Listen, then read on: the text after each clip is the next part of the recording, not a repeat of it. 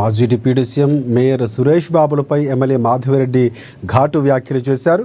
ఎన్ని దశాబ్దాలైనా తామే గెలుస్తామని విర్రవీగిన నేతలకు ప్రజలు చెప్పుదెబ్బలు కుట్టారని విమర్శించారు. తన ఒరిజినాలిటీతో వస్తే ఫ్యాంటు లాగులు ఊడిపోతాయని వ్యాఖ్యానించారు. 200 మంది కాదు 2000 మందిని తెచ్చుకున్నా ఎక్కడ భయపడే వాళ్ళు ఎవరూ లేరంటూ సవాల్ విసిరింది ఆవిడ.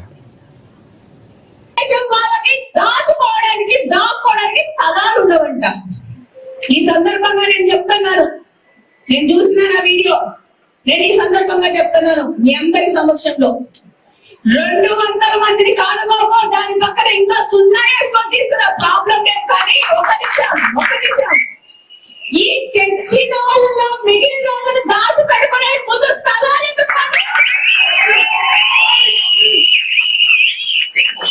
నువ్వు తెస్తే ఇస్తే గాంధా తర్వాత చేసి డబ్బులు ఇచ్చి తెచ్చుకోవాలా. ఇక్కడ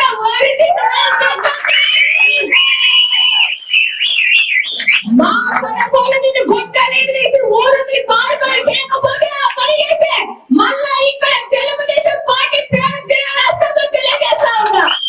తెలుగుదేశం పార్టీలో ఈయన ప్రతి ఒక్కరు ఈ యొక్క కడపలో ఒక సమస్య వచ్చిందంటే రోడ్ల మీద నిలబడి ఈ రోజు పని చేస్తా ఉంటారు. మీరా మాతో మాట్లాడేది, మా కాలి గోటి దూనికి సరిపోవడం మాట్లాడుతున్నారు. నీ ప్రభుత్వము అవినీతి ప్రభుత్వము, అవినీతి నాయకులతో ఈ రోజు ప్రభుత్వం లేదు.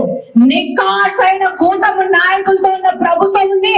ఎక్కడ ఎవరు తప్పు చేసినా వాడికి న్యాయపరంగా శిక్ష వేయడం జరుగుతుంది. కృష్ణా జిల్లా